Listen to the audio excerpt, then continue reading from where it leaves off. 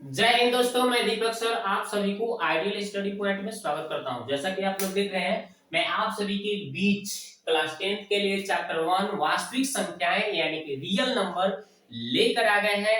NCERT book solution का मैं पहला चैप्टर सॉल्यूशन अच्छी तरह से यानी कि एक्सरसाइज 1.1, 1.2, 1.3 और 1.4 एक ही वीडियो में अच्छी तरह से हमने सॉल्यूशन करके अच्छी तरह से बताया है एनसीईआरटी बुक का। ठीक है, और उसमें बाकी क्या बच गया था? ऑब्जेक्टिव क्वेश्चन एक पार्ट का, यानी रिलेशन जो था आपका रियल नंबर जो था ना, यानी कि वास्तविक संख्या चैप्टर में जो भी ऑब्जेक्टिव वन चैप्टर से रिलेटेड था उन सभी का मैं वीडियो लेकर आ गया। ठीक है, तो इस वीडियो में आपको देखना है कि वन चैप्टर में जितने भी ऑब्जेक्टिव क्वेश्चन आते हैं एग्जाम में आपके, तो उन सभी क्वेश्चन को देखते ही देखते कैसे आप ट्रिकली तरीका से अच्छी तरह से बना सकते हैं। तो चलिए स्टार्ट करते हैं।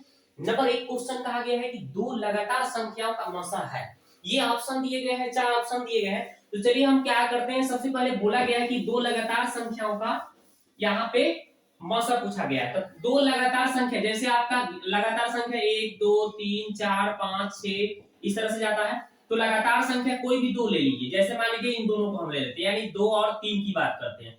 तो इन दोनों में देखते हैं कि 1 से ये कटेगा, नहीं तो 2 से कटेगा। ये 3 किससे? 1 से नहीं तो 3 से कटेगा, और कोई अंक से नहीं कट रहा है। यानी कि देख रहे हैं मौसा में क्या, दोनों में क्या मिल रहा है? 1 मिल रहा है। और कोई भी दो लगातार संख्या ले लीजिए, जैसे 4 5 ले लीजिए, 4 और 5। इसको अगर काटते हैं तो 2 से नहीं तो कितना से? 4 से, नहीं तो 1 से, और कोई अंक से नहीं कटेगा। और 5 की बात करें तो या तो ये 1 से कटेगा, नहीं तो 5 से कटेगा। ठीक है, तो यानी कि इसमें हमें मौसा देखा जाए तो मौसा के लिए इस दोनों में हमें 5 में क्या, 4 में 5 और 4 में हमें कॉमन क्या मिल रहा है? 1 मिल रहा है। यहाँ भी हमें कॉमन क्या मिल रहा है? 1 मिल रहा है।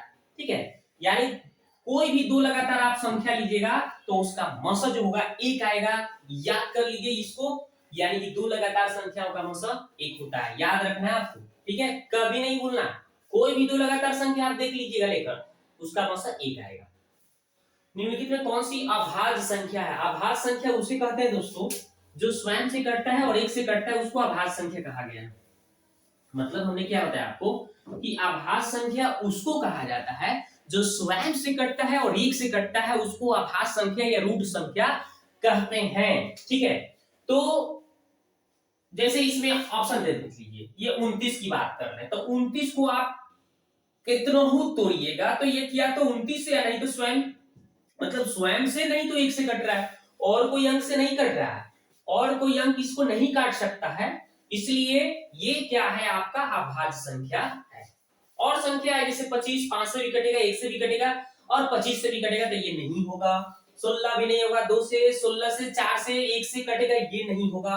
15 नहीं होगा भाई, 3 से, 1 से, 5 से, 15 से कटेगा, नहीं होगा। सिर्फ स्वयं से और 1 से कटने वाले को अभाज्य संख्या बोलेंगे, याद रखिएगा। समझ गए कि नहीं? आगे देखते हैं, निम्नलिखित में कौन परिमेय संख्या है? परिमेय संख्या उसको कहते हैं जो रूट में नहीं हो।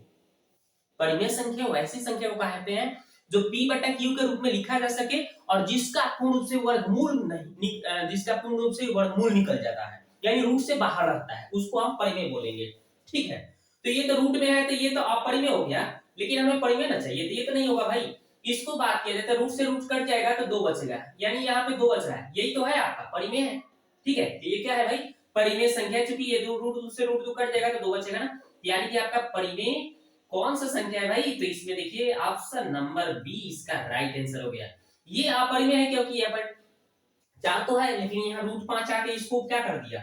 जैसे 5 अच्छा आम है, ठीक है, और उसमें एक आम सड़ा हुआ अगर मिला देते हैं तो उस पांचों आम जो अच्छा था ना, उसमें एक सरा मिला दीजिएगा तो उसको भी सरा देता है। तो यानी कि रूट 5 अपरिमेय था, तो इसके साथ आ गए थे, इसको भी अपरिमेय बना देगा कि नहीं? रूट में है तो ये अपरिमेय है।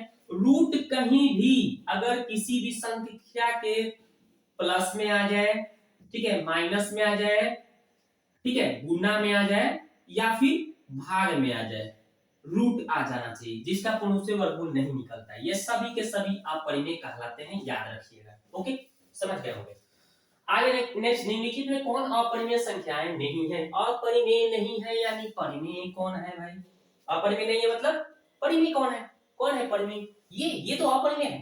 ये भी अपरिमेय है। क्यों भाई? रूट 3 आ गया ना, रूट 3 आ गया तो इसको भी क्या बना दिया, अपरिमेय, इसको भी अपरिमेय।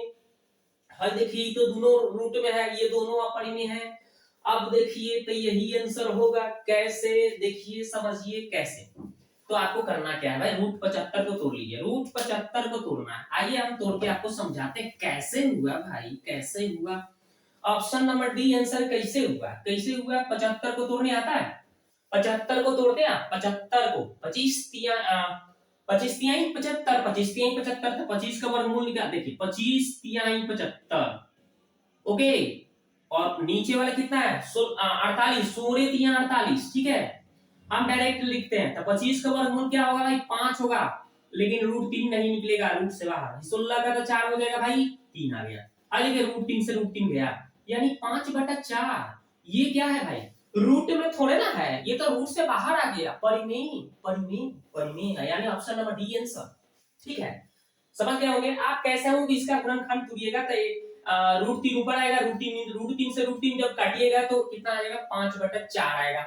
बच्चों की तरह अगर आप समझते हैं, बच्चों की तरह अगर समझे 75 को, तो 5 गुने 5 गुने 3, इसको अगर बच्चों की तरह समझा जाए तो 4 4 का 16 3 48, तो 2 को 5 के 1 को 5 बाहर आ गया, 2 गुना 1 के जैसा रहता है तो बाहर आता है, सब हम बाहर आ रहे हैं। ये देखिए 2 गुना बाहर 1 के लिखा है, ये बाहर 1 आ गया, 1 गुना भीतर रह गया, कट गया, हटो हटो भाई कटो। तो यहाँ पे 5/4 यानी ऑप्शन नंबर डी आंसर हो गया, क्योंकि ये रूट में नहीं है, ठीक है, ये बिना रूट में है, स्वतंत्र है, इसलिए परिमेय है, ठीक है, यानी अपरिमेय संख्या नहीं है। आगे नेक्स्ट क्वेश्चन है, ये रूट 3 रूट 5 अभी बताया है ना, जो रूट में रहता है, जिसका पूर्ण रूप से वर्गमूल नहीं निकलता है, उसको हम क्या बोलते हैं, अपरिमेय बोलते हैं। क्या बोलते हैं भाई, अपरिमेय बोलते हैं। तो देखिए कितना आसानी से आप लोग बना रहे हैं, ठीक है। ऐसे ही आप क्वेश्चन का जवाब देंगे बहुत ही सिंपल तरीके से, ठीक है। मेरे साथ बने रहिए।